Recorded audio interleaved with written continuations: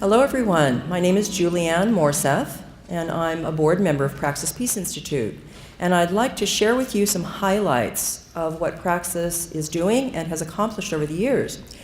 So in this first slide, what you see is Praxis's logo, and this has been a beacon, if you will, explaining that Praxis is about reconciling theory and practice.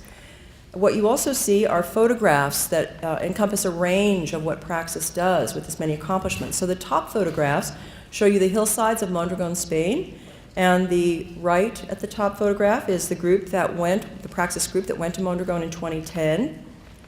And the bottom left photograph is the conference in Dubrovnik, Croatia in 2007. And in the middle you see Tom Hartman, an author, activist, and radio host, engaged in deep dialogue. On the right side you see the book title you've probably seen in the bookstore out in the lobby. That is a Praxis publication. So this gives you a range of the things Praxis does. But all of these things are intended to promote radical inquiry, deep dialogue, and informed civic action.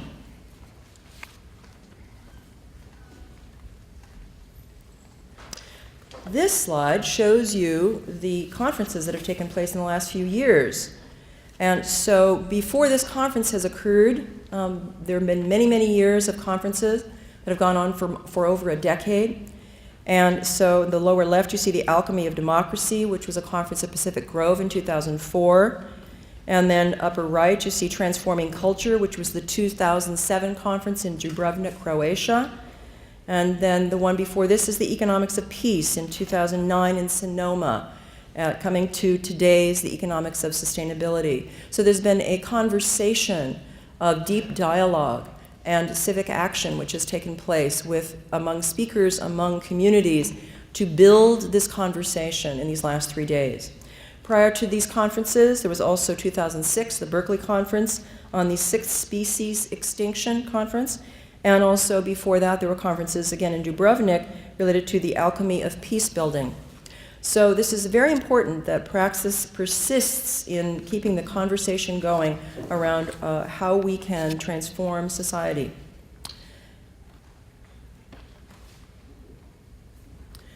This next slide, you see that Praxis events support youth education and intergenerational learning.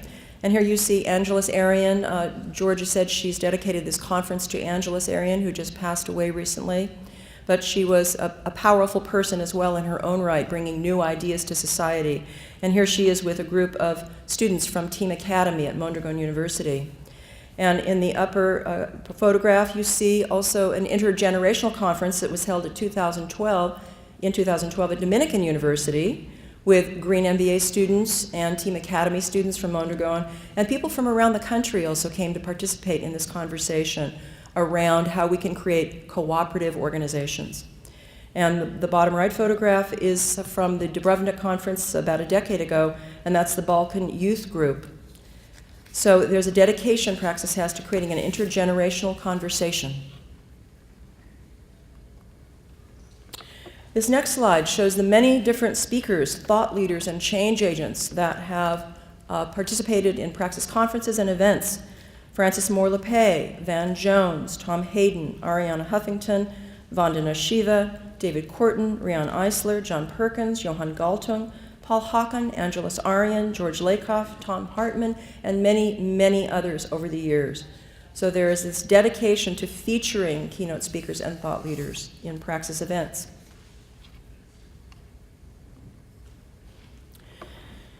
You've heard people speak about Mondragon already, and we want to show you then, how did this start? So in the photograph of the upper right, you see Georgia with Mikel Lesamis of Mondragon. And so Georgia took it upon herself to build these relationships years ago so that there could be a way for Americans to become educated about the Mondragon model and alternative ways of working in America. So the upper left photograph is the 2008 group of Americans that went to Mondragon. That was the first group. And I'm in that photograph. I'm in the bottom left. That's when I had short red hair. And it was so exciting. My characterization of Praxis as a group has always been it's small but mighty. There's so much that happens when you're a part of Praxis. And then the photograph below Mikel and Georgia is the Italy seminar that just happened last year, going first to the region of Emilia-Romagna and visiting the Italian cooperatives. And so you see that by 2013, Praxis had taken about 100 people to the Mondragon seminars and to visit the Mondragon cooperatives. And also many students and dedicated professionals have received Praxis scholarships to learn from Mondragon and implement cooperative solutions. Praxis also, as I mentioned, brought people to Italy's cooperatives for the first time, and next there is a plan for Praxis to bring people to the Cuban cooperatives. Praxis also partners with many Bay Area cooperatives such as Arizmendi Bakery and Alvarado Street Bakery and others.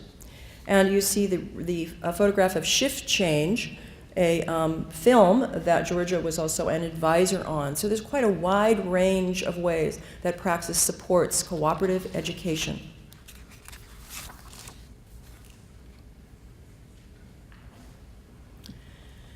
And finally, Praxis publications. So last year it was exciting that the new book came out, The Uncivil Liberties, Deconstructing Libertarianism. And what you see is a photograph of the authors of the chapters in the book with Lynn Woolsey, who was a former United States representative. So here we are all toasting each other and celebrating the book. Also, for a very long time, Praxis has published the Praxis Axis, which is the Institute's newsletter of peace, social justice, and sustainable economics. And the website, praxispeace.org, is a wonderful resource for you to find many, many articles that have been published by many thought leaders in the Praxis Axis over the years, as well as to find videotapes of all the conferences that I've mentioned and other resources. So this just gives you an overview of the many highlights that Praxis does and offers as public education for deep dialogue, radical inquiry, and civic participation. So next, we want Georgia will come up and talk about Praxis's vision for the future. So thank you very much.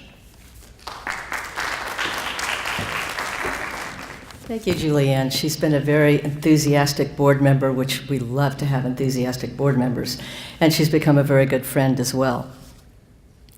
Some of the things that we're looking at doing in the future, I mean, a lot of that always depends on, okay, where's all the support going to come from? And we kind of believe that it will emerge, and we hope it will emerge. But part of looking at the future is we can't just look next year. We also have to look about 5 years out. What do we really want to accomplish? Where are we going? We see what we have accomplished. What is that building to? And what do we want as kind of a almost end result, but there's never an end. So it's what's the next plateau? The book was a plateau we'd set for ourselves. It took a couple of years to get there, but we got there. So we want to set a couple of more plateaus today. During this conference, I've met with a couple of the speakers, Randy Hayes and Andrew Cambrell, to talk about creating some type of a think tank event that would be a smaller group.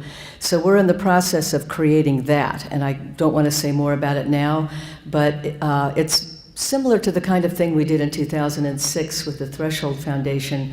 We had an invitational meeting in Berkeley for a few days, and it was on the severity of the species extinction and what we could do about it. We had media people, we had church people, Tom Hartman was there, Kevin Danaher from Global Exchange. We have a real mix of people who were at that meeting, and a lot of good came out of it, including some of the rainforest that was purchased because it was going to be demolished, because we had some donors there as well. So many good things came out of it, some public programming on PBS about the species extinction problems, educating people about it. And Praxis is always about education first, but we also want to make substantive change in the culture, and social transformation is what we are also focused on. So we're looking at doing another think tank that's going to show us what we're going to do, basically where we're focused for the next 5 years. Some of our focus work will come out of that meeting.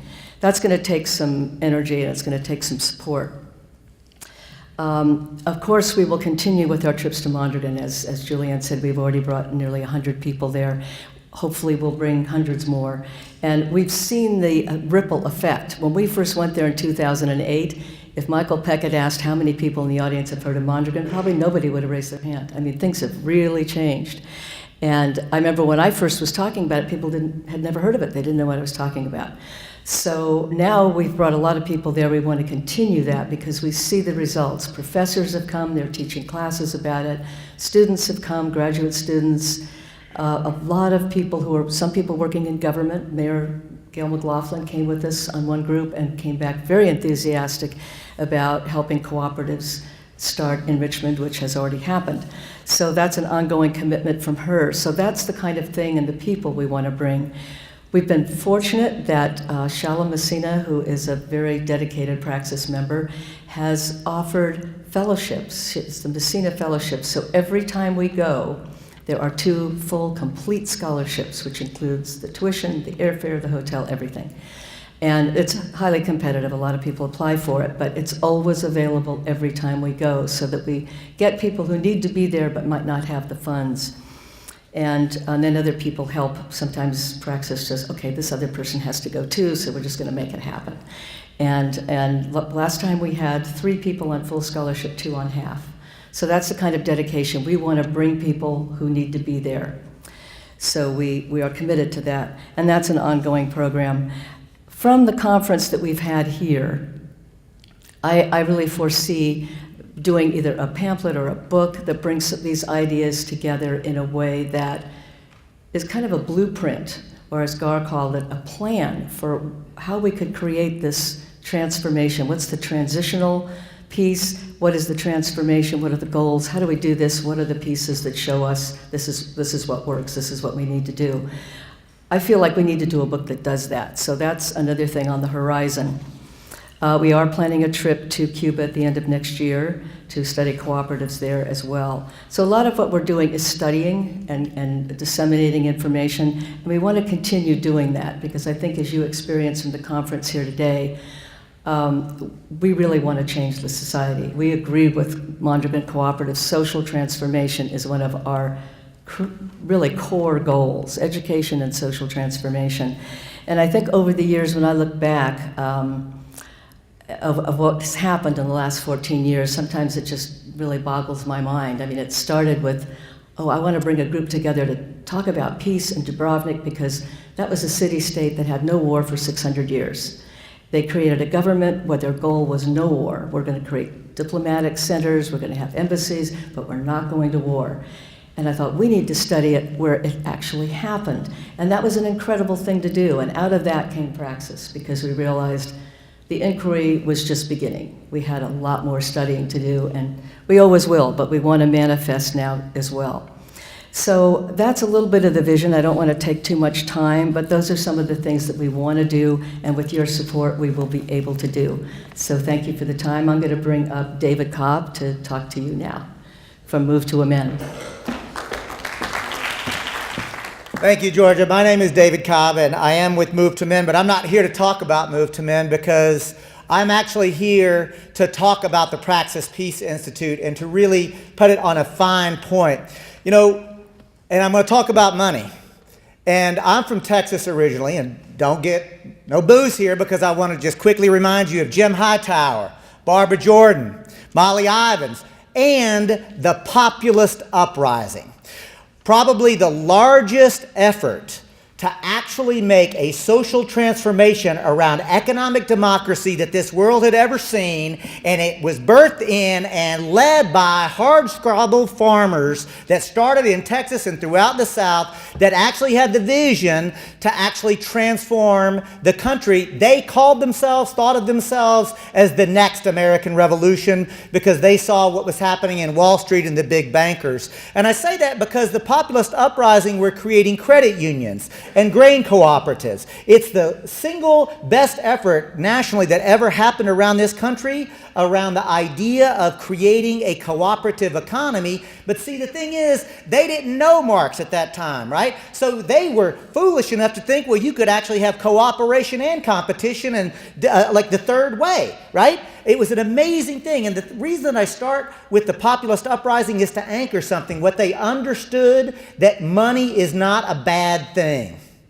Actually, you need money. You need capital to do anything. In fact, my daddy taught me something very valuable about money. He said, son, money is a lot like cow manure. If you pile it up in one place, it smells like the shit that it really is.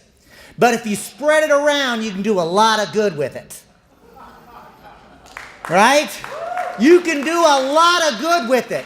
And what I'm asking you to do is to think about what the Praxis Peace Institute has done with just a little bit of money.